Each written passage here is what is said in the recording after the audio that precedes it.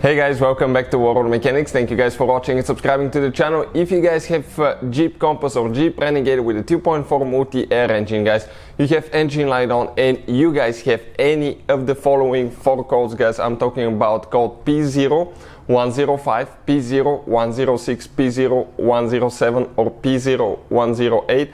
Stay with us, we'll explain, guys, most likely what causes that code, guys, and what we see here at the shop based on our experience. So this is the engine, guys, and the same engine has been used in Jeep Compass and Jeep Renegade as well, guys, the 2.4 multi-air engine.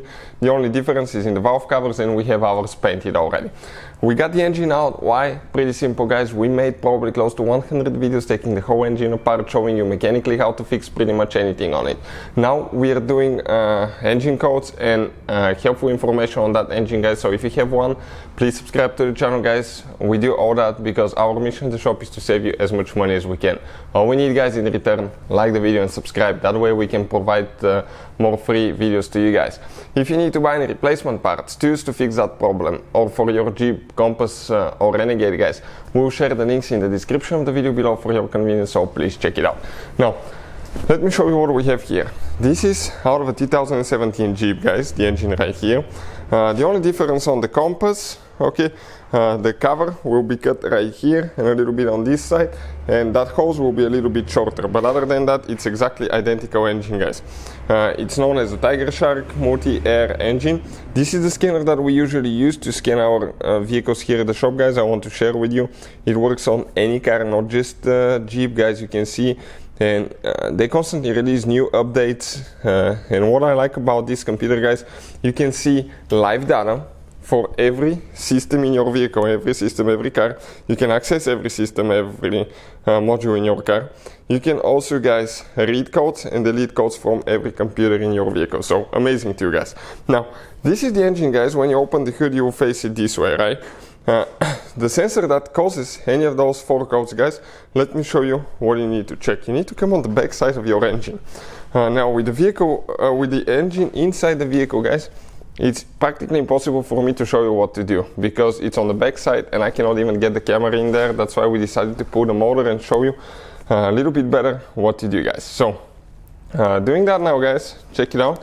Right here, okay, this sensor, it's on the intake manifold. You have your serpentine belt. This is the water pump right here.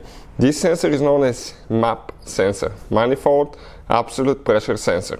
It's a very important sensor for the operation of your Jeep because, as you know, you do not have MAF sensor. MAF stands for mass airflow sensor.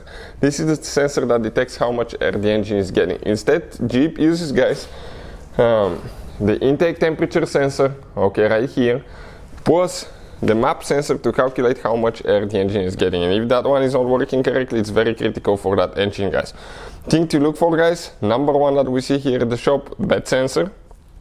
Number two, wiring harness that's not connected all the way.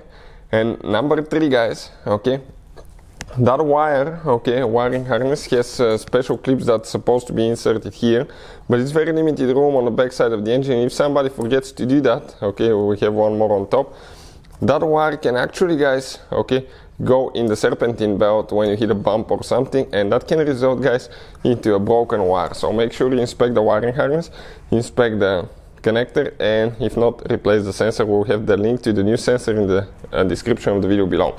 Also, we have a video that explains how to remove and replace that sensor because it's a little bit tricky. So hopefully the video will be helpful. Thank you for watching. Please subscribe to the channel for more help and see you guys next time.